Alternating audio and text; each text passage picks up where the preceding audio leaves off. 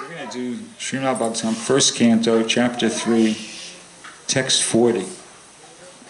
And I'll chant the Sanskrit, and then I will just do the translation and the purport. I won't do the word for word. Idam Om Namo Bhagavate Vasudevaya. Om Namo Bhagavate Vasudevaya. Om Namo Bhagavate Vasudevaya. Om Namo Bhagavate Vasudevaya. Om Namo Bhagavate Vasudevaya. Om Namo Bhagavate Vasudevaya. Okay. So this verse is a very famous verse. I don't remember what year it was. Sometime in the 70s, devotees actually approached Prabhupada and asked Prabhupada what they should say to distribute a book. And Prabhupada quoted this verse. And it goes, Krishna swa dhammopagate dharma ganadi bisaha kalonastad vidasamesha puranarko denodita. He said the Sanskrit, and then he gave him the translation, which is, this Bhagavad Purana is as brilliant as the sun, and it has arisen just after the departure of Lord Krishna to his own abode, accompanied by religion, knowledge, etc. Persons who have lost their vision due to the dense darkness of ignorance in the age of Kali shall get light from this Purana. And this is Srila Prabhupada's purport. Lord Sri Krishna has his eternal dham, or abode, where he eternally enjoys himself with his eternal associates and paraphernalia. And his eternal abode is a manifestation of his internal energy, whereas the material world is a manifestation of his external energy. When he descends on the material world, he displays himself with all paraphernalia in his internal potency, which is called Atmamaya. In the Bhagavad Gita, the Lord says that he descends by his own potency, Atmamaya. His form, name, fame, paraphernalia, abode, etc. are not, therefore, creations of matter. He descends to reclaim the fallen souls and to re-establish codes of religion which are directly enacted by him. Except for God, no one can establish the principles of religion. Either he or a suitable person empowered by him can dictate the codes of religion. Real religion means to know God, our relationship with him, and our duties in relation with him, and to know ultimately our destination after leaving this material body. The conditioned souls who are entrapped by the material energy hardly know all these principles of life. Most of them are like animals, engaged in eating, sleeping, fearing, and mating. They are mostly engaged in sense enjoyment under the pretension of religiosity, knowledge, or salvation. They are still more blind in the present age of quarrel, or Kali Yuga. In the Kali Yuga, the population is just a royal edition of the animals. They have nothing to do with spiritual knowledge or godly religious life. They are so blind that they cannot see anything beyond the needs of the body.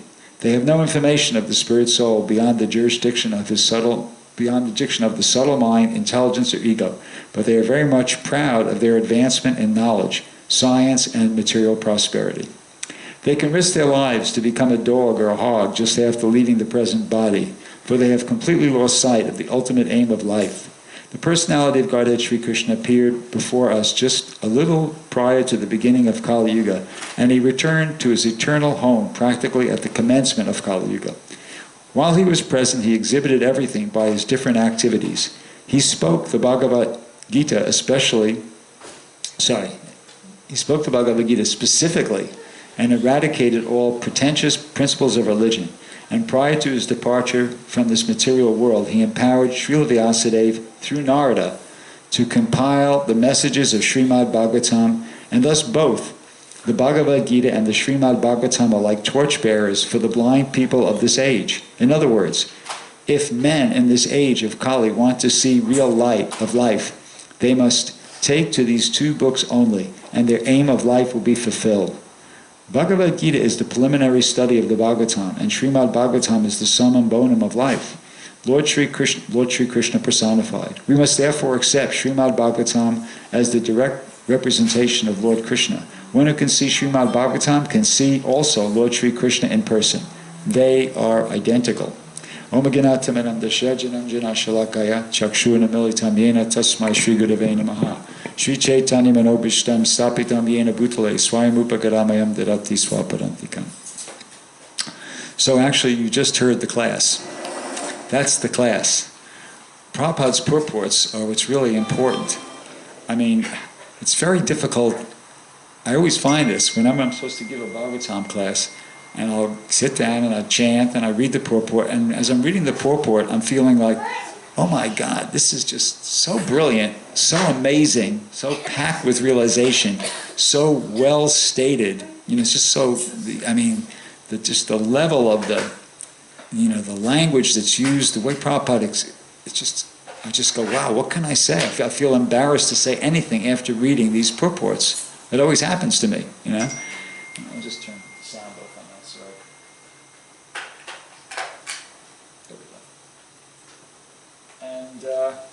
And the same thing happened tonight as I'm reading this. But nevertheless, we're supposed to say something, so I'll try to say something, but I'll start off by continuing the glorification of these purports. There was one incident, there's an anecdote, that it took place in, I think it was in India, I can't remember exactly where. Prabhupada was preaching, and he was preaching to some guests, some members, guests, and two devotees, Tamal Krishna Maharaj and Bhagavat, another disciple of his, were in the room, and they left because Prabhupada was, I believe he was speaking in Hindi actually at one point, and they felt, okay, then Prabhupada called them back in shortly thereafter, and he said, where did you go, and they told him, oh Prabhupada, you were speaking in English and sometimes in Hindi, and so we weren't catching everything, and we do have other things we needed to do, and so we thought maybe better that we go to our other services. And Prabhupada said, no.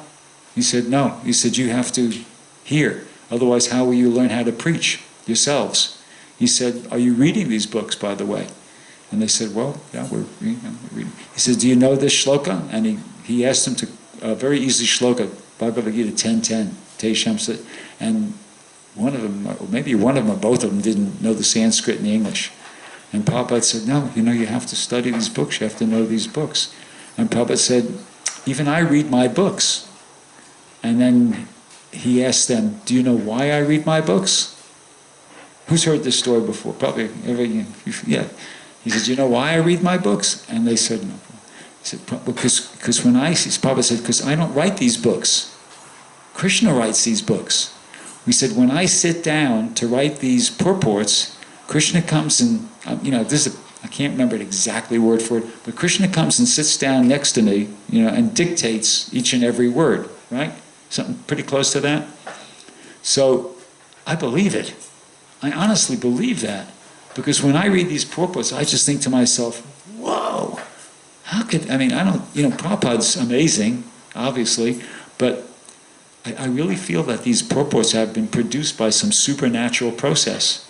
Prabhupada was empowered, it's like some mystical way to produce these purports. Because if you listen to Prabhupada speak, in his lectures and everything, which I do frequently, the same brilliant realizations are there, but the language is not, it's not as refined as it is in these purports. This is like top grade English. You could say, well, maybe Prabhupada had really good editors, but people complain about the editors, Okay, it might have been some editing, but it's pretty much, mostly it's Prabhupada.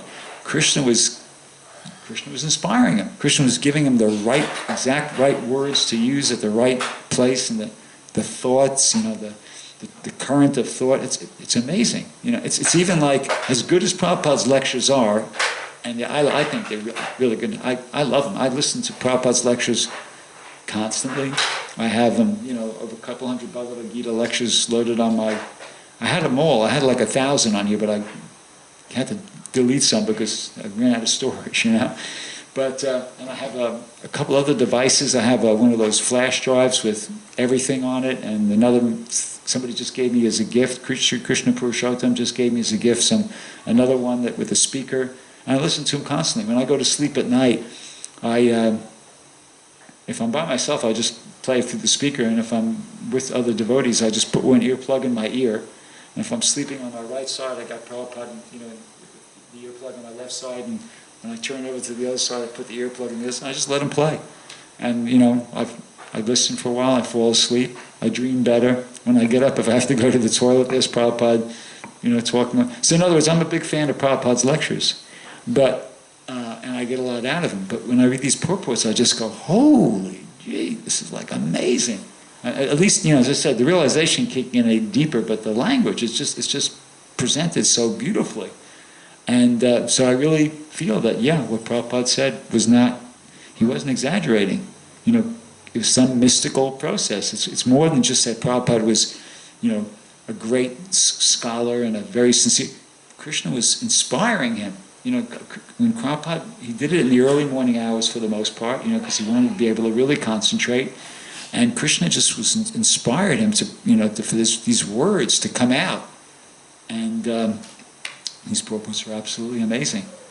So, So that wasn't part of the class, but I just had to say that just to kick it all off. But anyway, so this verse is talking about the people in the Kali Yuga and how they've lost their vision due to the dense darkness of ignorance of the age of Kali, and how they'll get light from this Purana.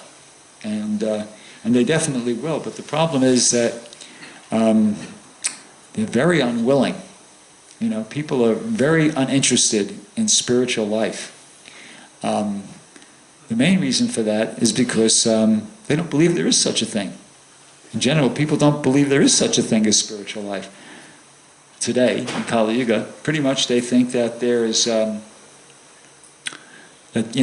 matter is all there is, and there's nothing really beyond that, right? And the reason why they're thinking like that is it's not that people are not intelligent enough to understand this philosophy, and it's not like there's not enough information out there. I mean, I don't know how many, does anybody know the current count on how many books have been distributed since the beginning of the movement? It must be something like 500 million. It's over 500 million. That's a lot of books. That's a lot of books. And so people are intelligent enough, but they don't want. The reason why people are in this dense darkness of ignorance is because their attitude, they have a rebellious, defiant attitude towards devotional service to Krishna. And that's why we're here in the first place. There's a book called The Prema Vilas, which was, the author of that is a devotee of one of the confidential associates of Lord Chaitanya. His name was Jagadananda Pandit, who in Krishna Leela is Satyabhama, right? So in that book, there's one very famous verse, perhaps the most famous verse goes, Krishna Bahir Mukha Boga Vanchakade Nikatashta Mayatade Japati Adade. So he explains the reason why the living entities are here in the material world. It says, Krishna Bahir Mukha. So Krishna, you all know that. Krishna means Krishna. Bahir Mukha, Bahir means the back. And Mukha means the face or the mouth. See? So but basically, what he's saying in that verse is that when the living entity turns the back of his head to Krishna, just like when you don't want to know about somebody, even people do it to this day, You don't want to hear what somebody's saying, you don't want to, I'm turning the back of my head to you. Krishna Bahir Mukha, when the living entity turns the back of his head to Krishna, Boga Vanchakade, and he desires sense in gratification. He doesn't want the service of Krishna anymore. He's turning his back on the service of Krishna. Turning your back on the service of Krishna is turning your back on Krishna, and he's desiring sense gratification, Boga Vanchakade. Then what happens is, Nikatishta Mayatari Japati Adari. Then Maya Japati Adari means, I've heard devotees say, it means like to slap down. But I looked up on the Vedabase, Japati Adade, and to see what Prabhupada translated mostly as embrace. So it's, when you put the two of them together, it's like a football tackle. You try to turn your back on Krishna and go away from his service, and then Maya goes, oh, okay, good. Like a football, she tackles you. Maya goes tangle like octopus. Huh? Octopus, tangle. Yeah. She grabs you. And you're in Maya's embrace like that. So that's why. So and then that takes the form of Maya Pratigyana. So Krishna says in the Bhagavad Gita about the different kind of people that don't surrender to him. Maya Pratigyana means their intelligence is stolen by illusion. That's what happens. When you turn your back on the service of Krishna, your intelligence is stolen by illusion. See, so human beings, what we have now in the world today, in contemporary human societies, we have a situation where people have intelligence. The human body is by nature intelligent. And So people are by nature intelligent, but it's stolen. That intelligence is being stolen by the illusory energy, which means that they're not using their intelligence to get out of the cycle of birth and death. They don't even think there is such a thing as the cycle of birth and death. You see? So what the speaker is using it to try to get out. They're using their intelligence to just try to live very happily and comfortably here in the material world. That's how they're using their intelligence. And you can see that they're, I mean, in one sense, they're doing a good job. I mean, look, I'm talking through this microphone. You think you could be an idiot and produce, you know, I mean, when I drive around, I mean, drive, walk, anything, I just look at all the things that people have come up with and I think, wow, that's amazing. I couldn't have done that. You know, I don't think I would have been able to come up with all this stuff in thousands and millions of years. But so, you know, there's obviously this tremendous intelligence behind all the different gadgets and things and ways in which people have made life more comfortable. But to what end? It's to the end of just trying to live more happily and comfortably in this material world, not to get out of the cycle of birth and death. See? So that's really, that's your intelligence stolen by illusion. That's not intelligence. If you have a particular thing, you know, problem that you're supposed to solve, and you don't do that, and you do a bunch of other stuff, even if you do that very well, what's the use? It's like Prabhupada would say, he'd give that example about the zeros, you know. He said, in your country you have so many zeros, but if you don't put one in front of it, all those zeros add up to zero until you put the one in front. So until the intelligence is redirected towards, you know, the real purpose it's supposed to be used for, which is understanding who we really are, who Krishna is, who God is, and, you know, getting out of the cycle of birth and death, going back to Godhead. It's all zeros. You know, it all amounts to zeros. All this, you know, incredible stuff that people have gotten together. It's just for naught. As it goes, that verse, Dharma svanustitam pumsam vikshvakshena gatashuyat nopadayad yudhiratim shrama evi kevalam. That occupational duties performed by men are only shrama, so much useless labor, shrama evi kevalam, if they do not evoke an attraction for hearing the messages of the personality of Godhead. See? So to the degree that we're not, you know, using our intelligence and getting inspired, enlivened, and, you know, in spiritual life, to that degree, it's just shrama evi kevalam. What we're doing is a useless waste of time. As you know, as attractive, as amazing as it may seem, you know, the skyscraper buildings, the airplanes, the amazing cars, etc., etc., etc., etc.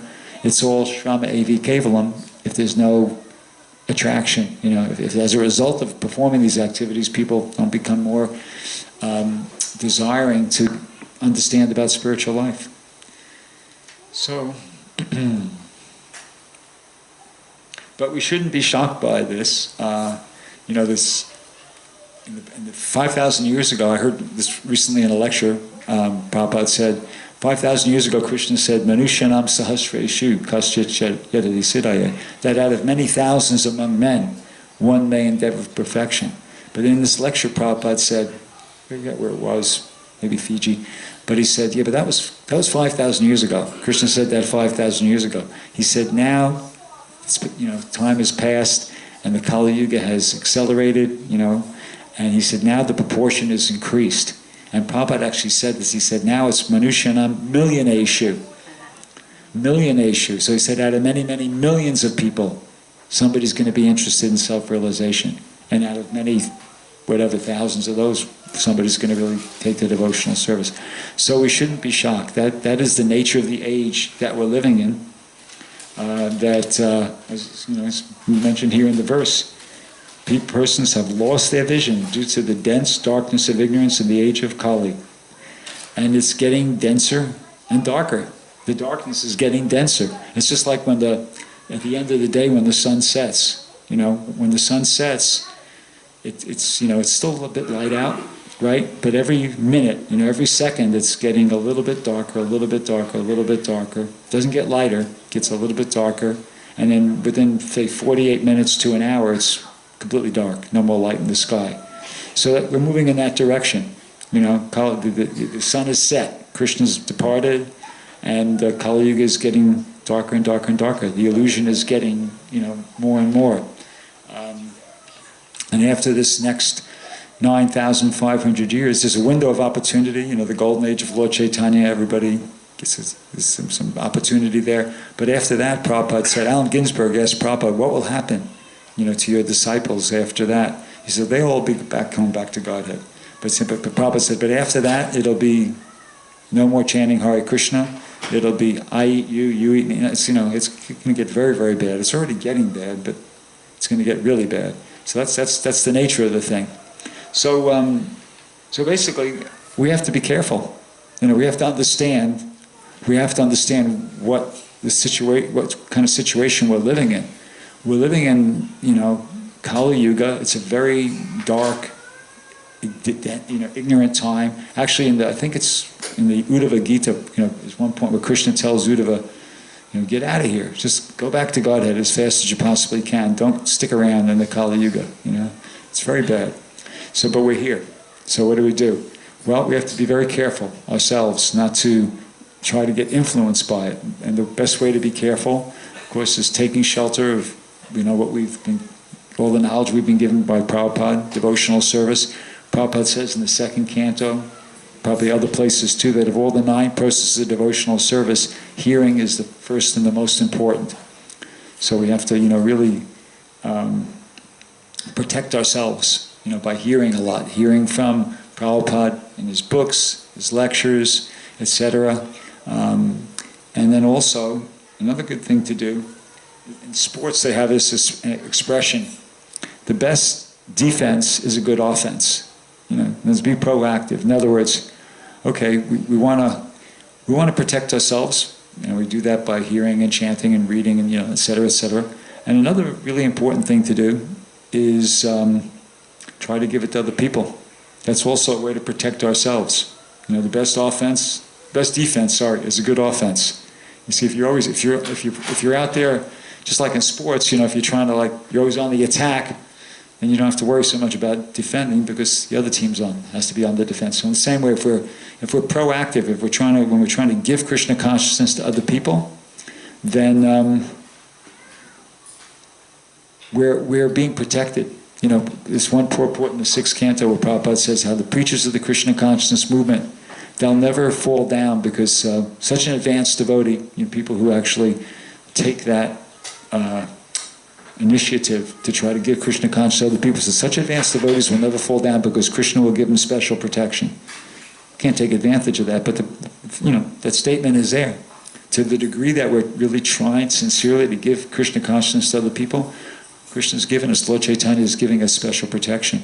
And that is the program. That's our program. Because Lord Chaitanya said, Yade deke tade kaha Krishna upadesh, amada agyaya guruhana tade desh, that wherever you go, whoever you meet, tell them about Krishna. So, he said that's a very general instruction. That wasn't meant for just a handful of book distributors. That's meant for everybody, all the followers of Lord Chaitanya.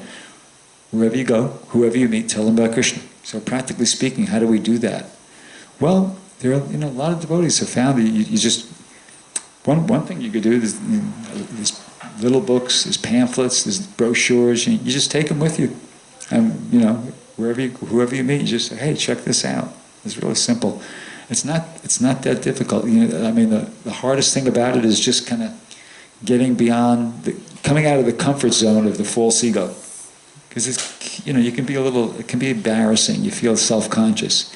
To this day, there's certain people, when I've been doing Sankirtan I started 45 years ago, but still to this day, there's certain situations, certain people that I feel a little bit uncomfortable to approach. So it's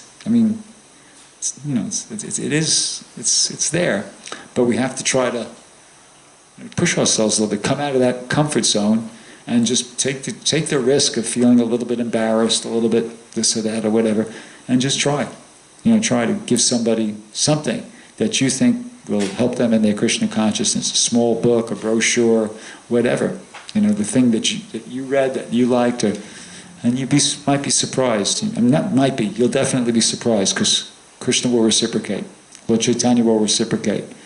That's not to say that you won't get some people just saying, no thanks, get out, Somebody might even say to you, get a job, get out of my face, get a life, or whatever, But you're going to get somebody who's, thank you so much, I've been looking for this, right? I've been waiting for this. Oh my God, how did you know I was interested in it? You're going to get something, Krishna's going to reciprocate, and you're going to have some kind of an experience that's very encouraging. See? So that's a very important thing to do. And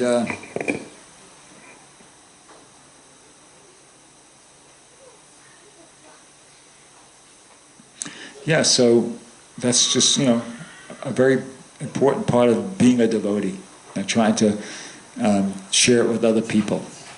And, we always have to remember that, I had some other ideas that I wanted to present. Well, I'll throw them out there. Just along the lines of, how serious we have to be. Prabhupada sometimes gave the example of, actually twice in the Bhagavad Gita, in two purports, he said, engaging in devotional service or trying to become Krishna conscious is like it's like declaring war against the illusory energy. And I remember in one of the first, if not, I think it was the first Bhagavatam class I heard, the person who gave the class, he gave this analogy, this example, which stuck with me. And I've repeated it in classes over this. He said, trying to become Krishna conscious, especially now in the Kali Yuga, is like trying to swim upstream in a river. How many of you have been to Mayapur? Raise your hand if you've been to Mayapur. Okay. How many of you have taken a swim in the Ganges? Okay, pretty much everybody's been to Mayapur. What happens when you jump in the Ganges and if you don't start swimming upstream? What happens? You go downstream, because the Ganges has a current. The Ganges is not like a lake, it has a current. Sometimes it's very swift, sometimes it's kind of mellow, but it's strong. So when you jump in the Ganges, unless you start swimming upstream straight away, guess which way you're going? Guess where you're going? You're going downstream, and it's, you are at a pretty rapid pace, depending upon the time of the year or the day or whatever. So it's just like that. It's just like that. Trying to become Krishna conscious in the material world is like swimming upstream. There's a current going against us. You see? It's not like you could think, well, I'm not going to really try hard to be Krishna conscious, but I don't want to be in Maya. I'll just be kind of neutral, I'll just be kind of a neutral person. I'm not going to get, I can't see myself getting up early and performing these austerities and following these regular principles and chanting, oh, that's hard, But I'm not going to, I want to be in Maya. I'm not going to be like somebody who really runs after illicit sex and meat eating. It doesn't work like that. It doesn't work like that. Unless you really try to be Krishna conscious, Maya is, because there's a current, you see? You're just going to, unless you take shelter, you have to make a choice. You have to make a decision. I'm taking shelter. And if you don't, then going to get moved right downstream. There's a verse, and I think it's the 3rd chapter of the Bhagavad Gita. Yeah, text 5, it goes, Nahi kaschit shanamapi jatu tishtati akarmakrit karyatehi avashakama sarva prakriti jagana, that all men are forced to act helplessly according to the impulses born of the 3 modes of material nature. No one can refrain from doing something, not even for a moment. So Prabhupada says in the purport that unless one is engaged in the good activities and the good work of Krishna consciousness, one will be engaged in activities dictated by the illusory energy. That's how it works. It's Maya or Krishna. See? If you don't, that's our free will. If you don't make a decision, I'm going to surrender to Krishna, then you'll be engaged in activities dictated by the illusory energy. In other words, if you don't make that decision when you jump in the river, I'm swimming upstream, you're going downstream. Same way, if you don't make that decision, I'm going to become Krishna conscious, I'm going to take shelter of what Prabhupada has given us, the knowledge, the instructions Prabhupada has given us, you're going, and Maya is just going to be swept away, in the waves of Maya like that. So, there's an expression in the material where you have to fight fire with fire. This is along the lines of declaring war against the illusory energy. So in other words, there's so many things out there that are, that are a bad influence, like there's TV, and there's the internet, and there's the movies, and there's, you name it. But all these things, somehow, we have to take advantage of everything and try to, use it to help us in Krishna consciousness. Like the internet. Most people use the internet, the most commonly visited websites on the internet are all pornography, right? But you don't have to do that. You can use your internet to go on and look at LA Live. You can, follow the morning program at the New Dwarka Temple on LA Live. Well, I know a lot of people who do that, right from Mangalarti right through. Or you can go on ISKCON Desire Tree, which is a fabulous website, Mayapur Live. In other words, in the fifth, I think it's the 5th chapter of the same Bhagavatam, Narada Muni says to Vyasadeva, he says, "O good soul, does not a thing applied therapeutically cure a disease which was caused by the very same thing?" You see? So these things are really, in one sense, they're not either good or bad. It's how you use them. Just like Prabhupada would give the example of a knife. Is a knife good or is a knife bad? It all depends on how it was used. See, if somebody takes a knife and just stabs somebody to death with it, that's bad. But if somebody takes that same knife and cuts up a subji or performs a surgical operation, it's good. It's the same knife. You see, it's all how it's used. See, so these same things which were meant for sense, they were produced for sense gratification, but we can use them in Krishna's service. We can use the internet. We can use so many different things. So many different devices that were produced with the intention of increasing people's sense gratification. But we could use them to help ourselves in Krishna consciousness, and it's a good idea to do that.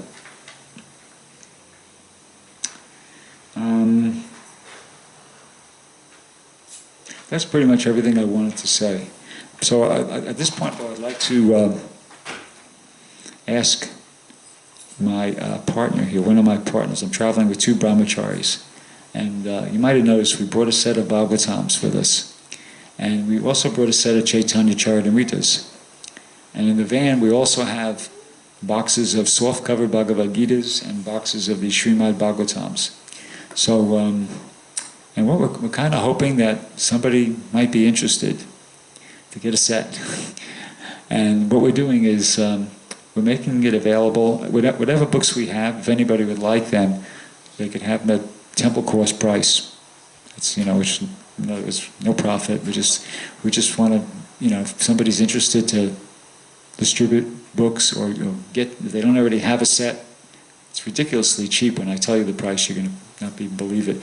But or you want to use them for distributing, well, you're getting them for what we get them for. We're not going to be making 1 cent profit on you, really. So I'll let my associate here, David Bright, he's going to tell you something about the Srimad Bhagavatam, and then if anybody's interested, they could, we could tell you about how you can get this set of books, and we could, we only have one of each with us, but we can, if there's more than one person that wants, we can take orders and we can get them shipped to you, and it's no problem. So David Bright, you want to say something about the Bhagavatam?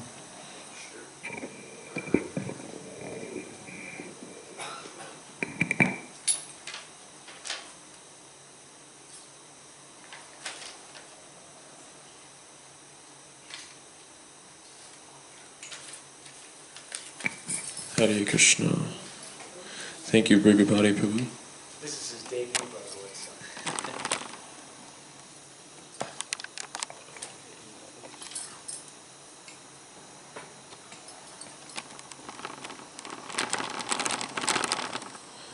Hare Krishna. Hare Krishna. Hare Krishna. How many of you have heard of the Srimad Bhagavatam before? Okay, good. Yeah, so as you all know, Srimad Bhagavatam is an amazing book. It appeared 5,000 years ago, and what takes place in the Srimad Bhagavatam is sages gathered in Namasharanya, and they basically appointed Sutta Goswami to speak on behalf of the assembly of sages, because Sutta Goswami, he actually heard the conversation between Sukadeva Goswami and Maharaj Parikshit. And so Srimad Bhagavatam is amazing because as compared to any other religious text in the world, it's directly dealing with the essence of all spiritual teachings.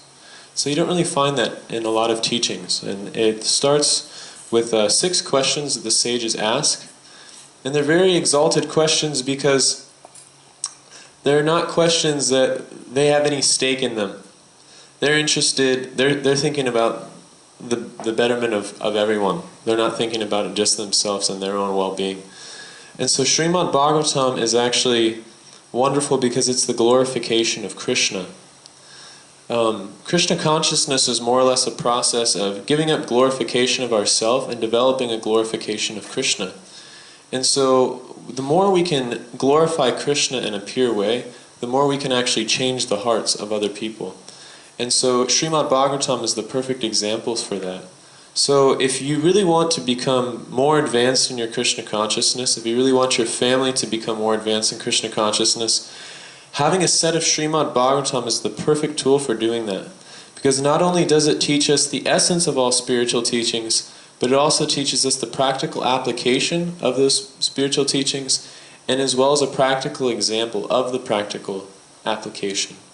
So we can all benefit from having a Srimad Bhagavatam in our home, and I'm sure a lot of you already have Srimad Bhagavatams in your home. But with the December Marathon coming up, we're making it available at the Temple Cross price, so you can also go distribute it if you have it at your home. We can take orders and directly order from the warehouse, and we just kind of had this idea just so we could glorify the Srimad Bhagavatam. We were at Fresno State yesterday, and Brighupati and I, all of a sudden we kind of like a fire rising us regarding Bhagavatam. So we just kind of keeping that fire going and wanting to share it with you. So if anyone's interested in getting a set of Bhagavatam or a set of Chaitanya Charitamrita, Chaitanya Charitamrita is wonderful because it's kind of an expansion of the Srimad Bhagavatam in the sense that it's Krishna coming and exhibiting the Srimad Bhagavatam in a personal form through Chaitanya Mahaprabhu. So you can get, actually Bhaktisiddhanta Saraswati said that if there's 3 books left in the world and you're deserted on an island, you should have Bhagavad Gita, Bhagavatam, and Chaitanya Charitamrita. If you can only have 2 books, Bhagavatam and Chaitanya Charitamrita. If you can only have 1 book, Chaitanya Charitamrita. And that's because the essence of Bhagavatam and the essence of Bhagavad Gita are contained within Chaitanya Charitamrita. So we please ask you to please take advantage of this wonderful opportunity to relish the nectar of Srimad Bhagavatam and share it with other people if that's your desire as well. Yeah, I have a question. We have our book distributor here, Rahul Prabhu. He's purchasing Srimad Bhagavatam from VBT. So he said he's going to give the cost price, right? Temple price, yeah. Temple price? So if you can contact with him, he might... how many sets here? Well, we have one with us, but we can make orders. I'm in contact with the warehouse manager of the BBT. Yeah, okay. So if it is we get from BBT Los Angeles, so we pay freight and so it is cheaper for you to get it from them, so it's not, give you the freight.